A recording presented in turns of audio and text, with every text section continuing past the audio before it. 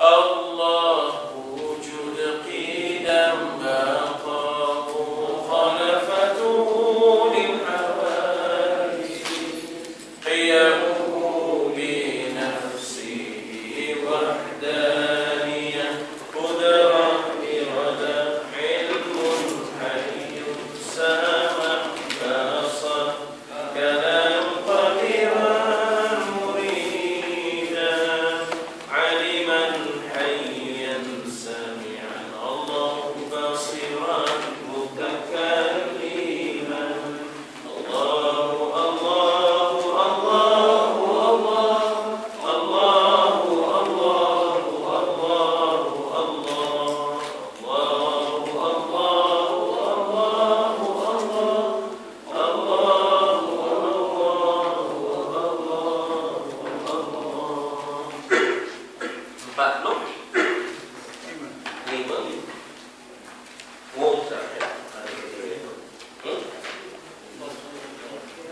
daripada atas.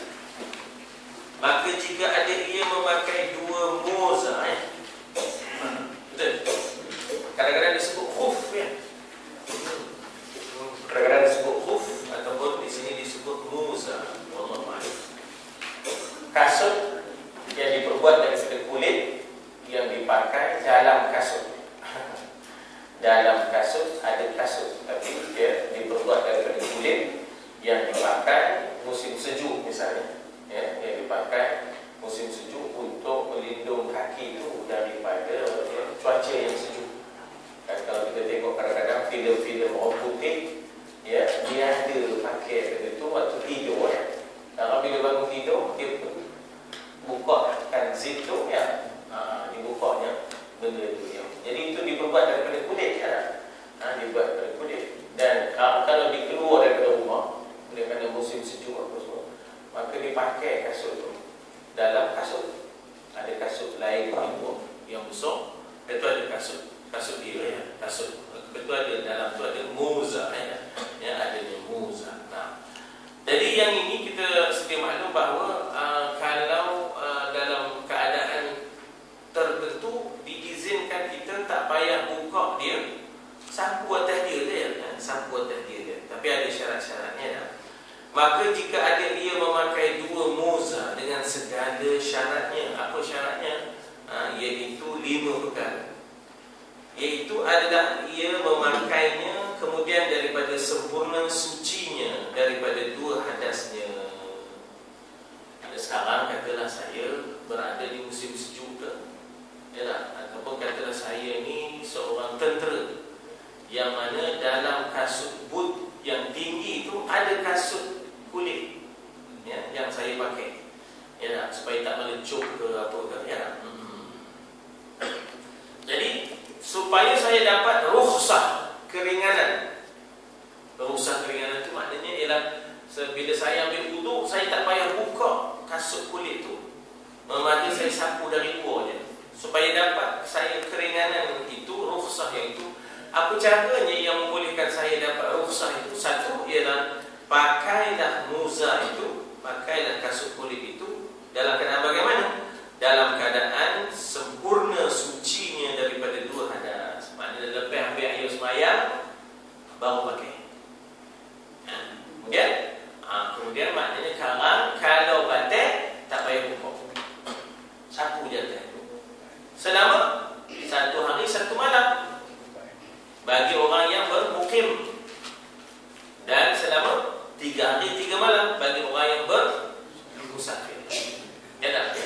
Apabila saya diberikan taklif, tanggungjawab, kena pergi ke sempurna, ya salah, no, ya, pergi ke sempurna Sabah, ya. Jadi maknanya dalam keadaan cuaca sejuk ke misalnya, ya tak? Jadi saya tak ada pakai kasut, tak ada buka kasut dalam boot saya tu, ya, kasut dalam boot askar saya. Saya hanya buka boot je, kasut tu saya tak buka. Boleh 3 hari 3 malam, ya tak? Boleh sapu di atas, tak payah buka, ya tak? Jadi tapi dengan syarat masa makan itu dalam keadaan suci daripada hadas kecil dan hadas besar. Maknanya berwuduk kemudian barulah pakai, iaitu sucinya daripada dua hadasnya, iaitu hadas kecil dan hadas besar. Dan adalah dua moza itu syarat yang kedua. Syarat yang kedua gitu ya. Dan adalah dua mozanya itu menutupkan tempat fardu.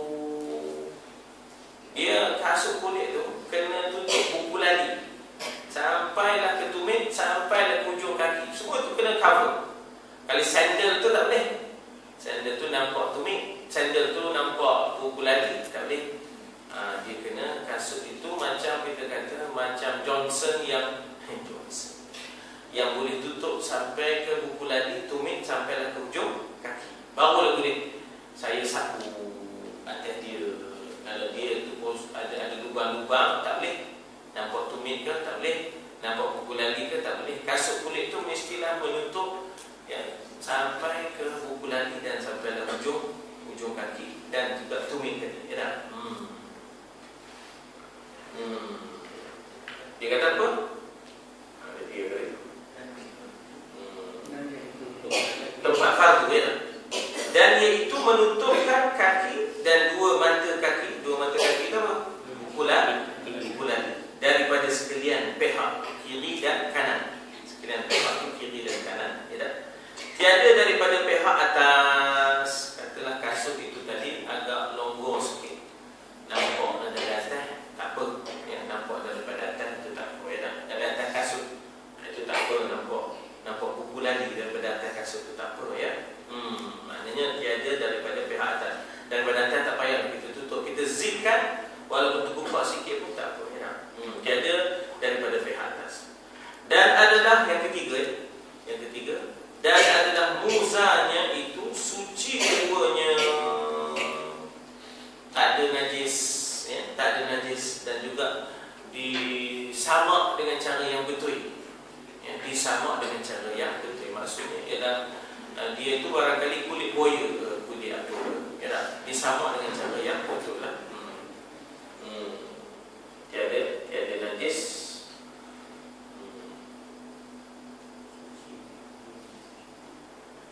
Suci kedua ya.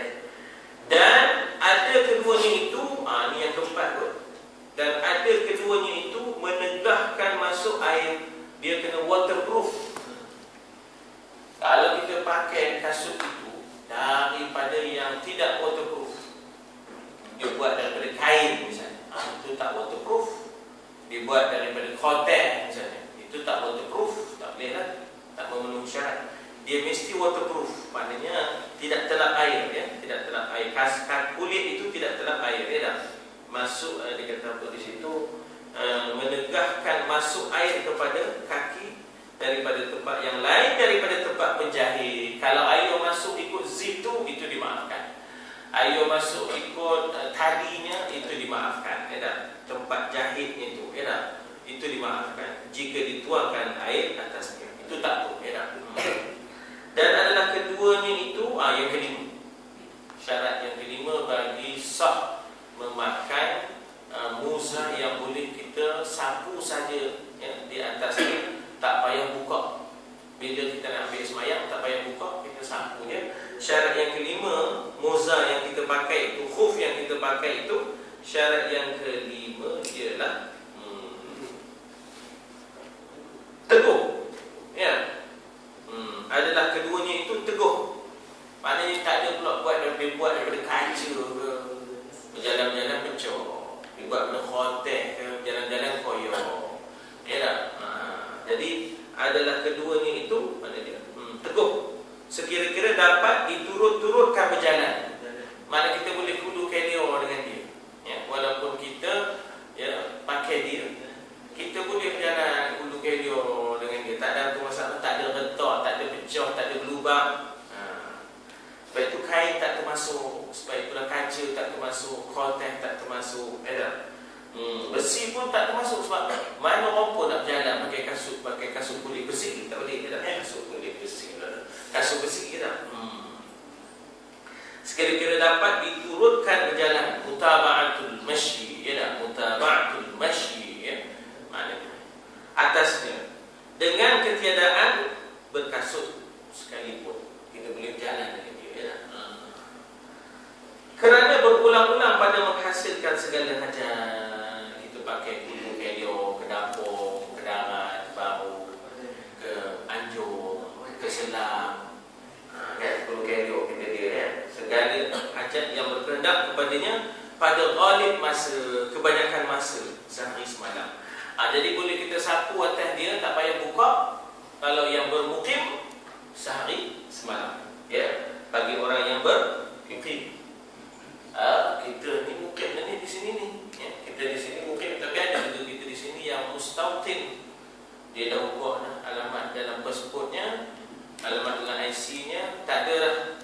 Padahal tak ada, sini je dah. Jadi itu mustautin, ya. Itu mustautin.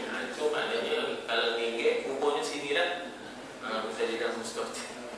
Ada orang tahu, tak ubah lagi alamatnya, itu dia bermukim. Pasportnya bila tengok IC-nya tu masih lagi alamatnya, maknanya kita kata jenali misalnya kan. Jenali tu berapa misalnya kan. Itu itu mukim itu dah. Itu ada gakeng itu dah. Ada gakeng. Dia nak kubur di lubuk apa mehing katanya. Ada mukim katanya. Tambah di awal dia.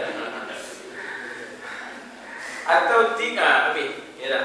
Bagi orang yang bermukim, ya, atau yang bermukim sehari semalam, ya dah. Atau 3 hari 3 malam bagi orang yang musafir. Allah detik ya, tak ada noktah, tak ada full stop, tak ada koma.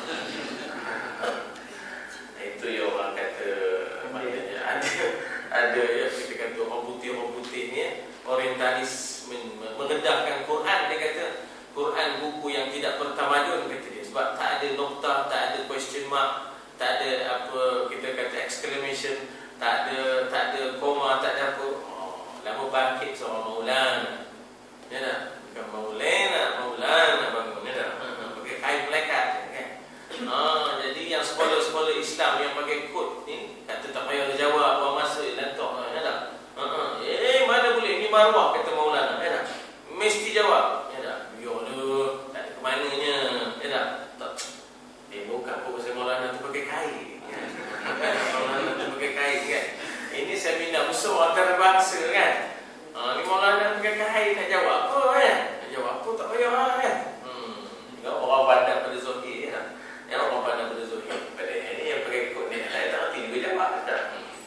Ini maruah, kata Maulana, kita mesti jawab ni. Orang hina Quran, ya tak? Orang hina kitabullah, ya? Jadi bangkitlah Maulana tu, dia pun berucap, dia kata betul Quran tak ada koma, tak ada noktah, ya tak? Tapi kami adalah bangsa yang lebih awal membaca daripada kamu, bangsa Eropah. Masa Eropah tu masa kita dah membaca, dia pun masih lagi di zaman gelap, dia panggil Dark Ages, ya tak? Masa zaman pertengahan, ya tak? Itulah yang memperkenalkan, ya tak? Maknanya kita sebagai the torch of Europe, sebagai lampu suluh kepada kegelapan mereka, ya. Jadi kita dah ada universiti, kita dah ada perpustakaan, kita dah ada planetarium, ya, kita dah ada balai cecerap, kita dah ada bilik pembedahan, kita dah ada maktab perguruan, kita dah ada universiti. Dia pun tak ada lagi. Bila mana Islam memerintah Andalus, ya tak? Islam memerintah sebahagian Turki, maka terdedahlah mereka kepada budaya dan tradisi ilmu. Barulah dia bertahu, ya tak? Macam mana, ya tak? Ilmu ni, bagaimana perpustakaan, bagaimana maktab perguruan, bagaimana universiti. Kita lah yang bagi itu pada Eropah, ya tak? Jadi Maulana ni kata, betul dalam Quran tak ada koma, tak ada titik. Tetapi lantaran kami adalah umat yang lebih awal membaca dari kamu, ketika mana kami sudah mempunyai universiti, perpustakaan, kamu belum lagi. Kamu masih di zaman kegelapan, Dark Ages, ya.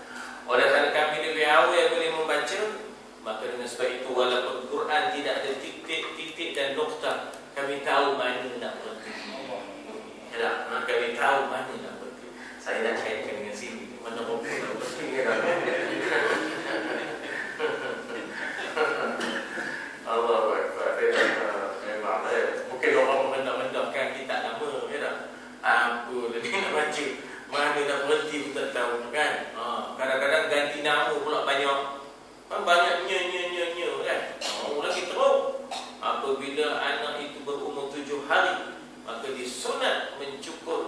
disunat menyembelih akan kambing, ya. Maka disunat mencukur akan kepalanya. Yang budak kan yang kambing ni dah. Dan dekat sekali apa? Dekat sekali kambing. Cuba kepala kambing, ya. Kambing kan sudahlah jatuh di tipe tangga, kata kambing. Udahlah aku kena sembelih, kepala kena cukur pula, kan. Hidup pun susah, mati pun susah, mati kena cukur kepala. Jadi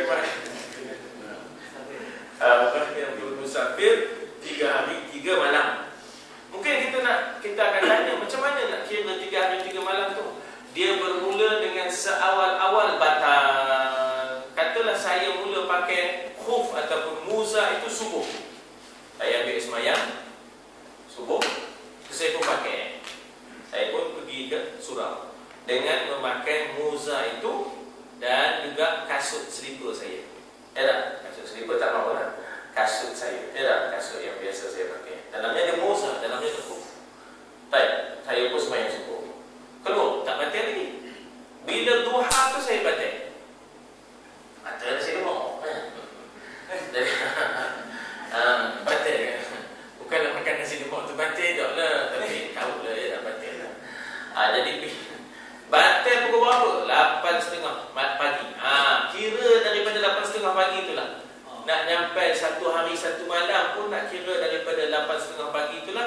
Nak nyampai 3 hari 3 malam tu pun nak kira daripada 8.30 pagi itulah. Maknanya tarikh bermulanya batal yang pertama setelah memakai khuf ataupun muza. Jadi kalau 1 hari 1 malam, maknanya kalau saya batal 8.30 tadi lepas makan nasi lemak, saya batal 8.30 pagi, 8.30 esok lah. Habisnya kalau 3 hari 3 malam, esok hari apa? Esok hari apa? Maknanya kalau saya pakai hari Senin, hari Senin ni, hari Senin. Batalnya 8.30 pagi. Jadi kira maknanya daripada situ startnya daripada pukul 8.30 tu kira 3 hari. Maknanya hari Selasa, Rabu, Khamis. Selasa, Rabu, Khamis 8.30. Khamis 8.30. Katalah masa itu habis masanya, maka dengan sendirinya saya pun buka lah. Saya pun buka. Takdirnya masa saya buka tu saya dalam keadaan wudu. Masa saya buka tu saya dalam keadaan wudu. Takdirnya saya masih lagi ada air sembahyang. Maka kita buka, kemudian kita cuak siram je dah air pada bahagian kaki. Kemudian pakai balik. Pakai balik. Takdirnya memang batal, memang batal. Ambil sembahyang, pakai balik. Kalau betul kan. Itu takdirnya ya. Tapi tuan-tuan dan budaya ni tak berapa ada di tempat kita. Mungkin kalau kita askar, kita perlukan benda ni, ya, supaya tak nak kita susah kalau bermain dia dengan buka kasut, tangga kasut, buka sudahnya. Minit pun dah tak tepuk kita. Mati. Tengok orang lah, tengok buka kasut. Jadi maknanya benda ni macam di Pakistan, di India, negeri-negeri yang sama lain dengan Mediterranean, dia merasa 4 musim kan. Sekarang ni musim gugur ni. Tengok semua daun-daun gugur, sebab itu orang tak noreh dia dah. Dia tak opedo masa udah gugur. Nak tunggu meher lagi 4 tahun.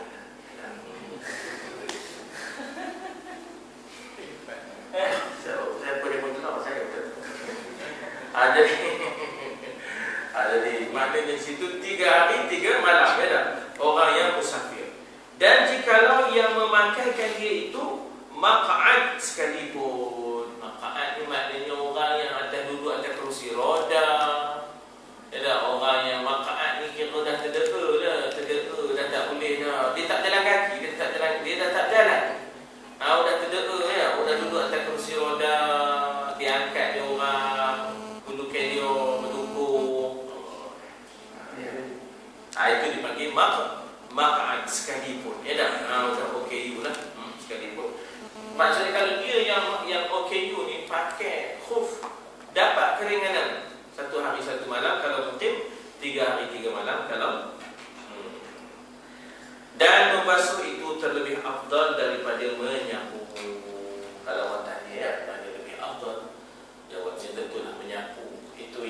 azimah dipanggil.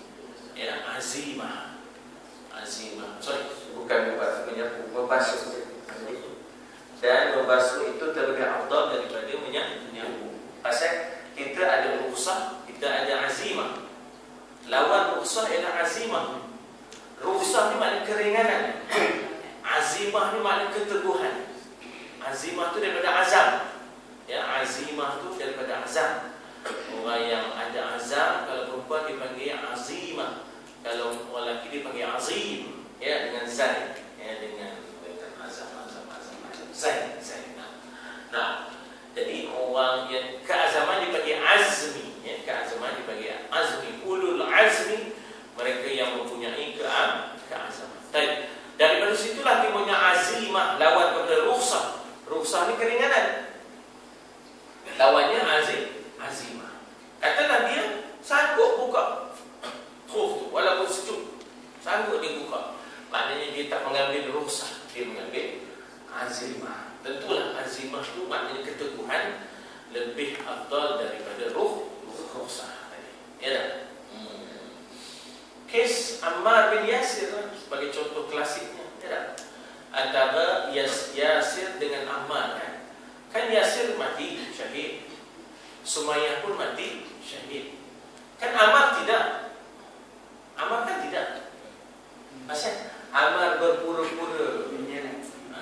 Dia berpura-pura menyebut Lata wal Uzza. Ya tak? Maknanya bila disuruh dia kembali kepada Lata wal Uzza, dia menyebut Lata wal Uzza. Kalau dia tak sebut, kalau disebut Allah, dia pun mati je. 3 beranak dia mati. Ya tak? Jadi apa nama tadi? Ammar memilih memilih rukhsah. Sedangkan 2 ibu bapanya memilih azimah. Memilih keteguhan.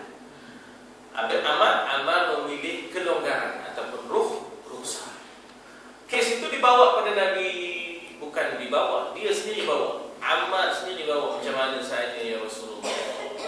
Habislah saya. Nah, tu Ammar.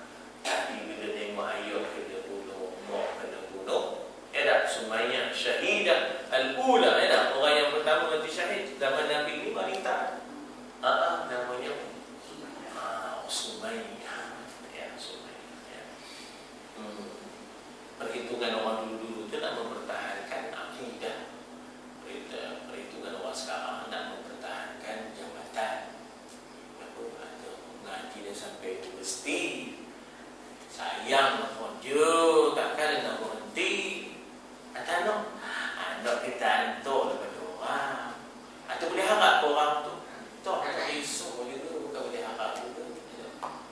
Jadi zaman Sumayyah tu dia mempertahankan akidah. Zaman kita ni mempertahankan jawatan. Itulah. Itu yang menyebabkan anak perempuan lerak tu. Allah. Betul lah siapa yang dapat isteri yang tak kerja. Zaman sekarang lah. Zaman sekarang ni betul lah siapa yang dapat isteri yang tak ada kerja. Ngaji tinggi tapi tak ada kerja ya. Maknanya betul lah kenapa. Mau dia nyusukan anak, mau dia tengok anak-anak kita. Ya tak? Kalau yang jenis mementingkan karier ni tak upaya. Ya tak? Anak dah cakap Indonesia anak. Anak dah cakap Indonesia. Ya tak? Dah manggil mak dia. Mak dah terkejut. Betul ya? Longkangnya mau sikat. Apa tu kamu nak nyikat longkang? Sikat rambut je dia. Ada lama sangat. Kau gaji gitu. Lama sangat. Sudah dia tak ada dah bahasa Peraknya. Tak malah ya. Jadi kisah betul. Bagi cerita kita. Cerita kita. Jadi maknanya kes itu dibawa sendiri oleh Ammar bin Yasir kepada Nabi, ya Rasulullah. Saya ni macam mana ya Rasulullah? Sebab apa? Tadi bila saya tengok mak ayah kena bunuh tu tadi, saya akhirnya mengambil pendekatan untuk ikut je Lata wal Uzza saya sebut.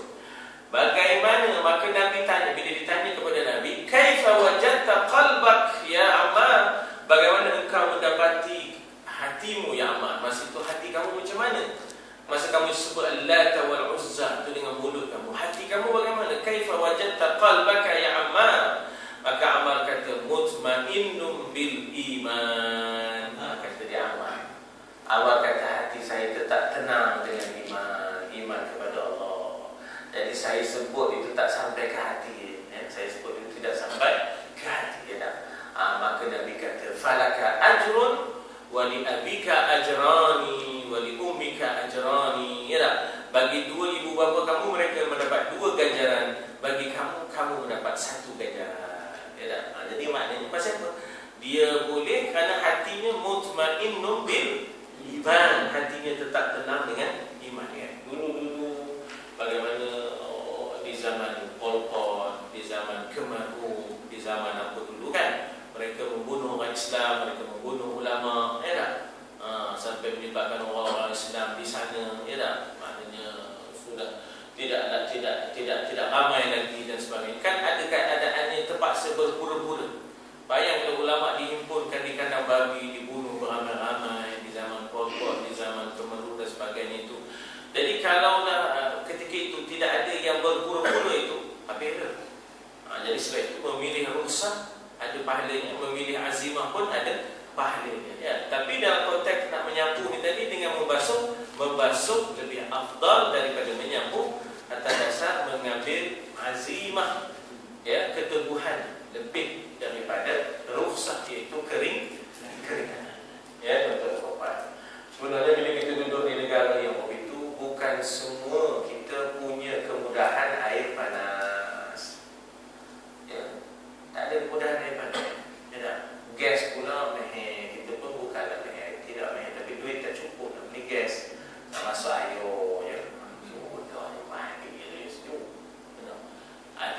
tergelikit kejap. Tergelikit kejap. Arab kata jangan, kata dia Arab. Arab kata jangan, nanti kena apa sakit rheumatism. Apa tahu? Rheumatism tak rheumatism. Orang nak pergi sekolah mandi je dah. Kita orang Melayu bukan boleh kurang mandi. Arab kata apa kamu mandi saja musim sejuk. Kami orang Melayu tak boleh kurang mandi. Sehari kena 3 kali mandi je dah. Sehari kena 3 kali mandi. Mandi Arab kata promo ni lo. Atas Arab seminggu sekali mandi.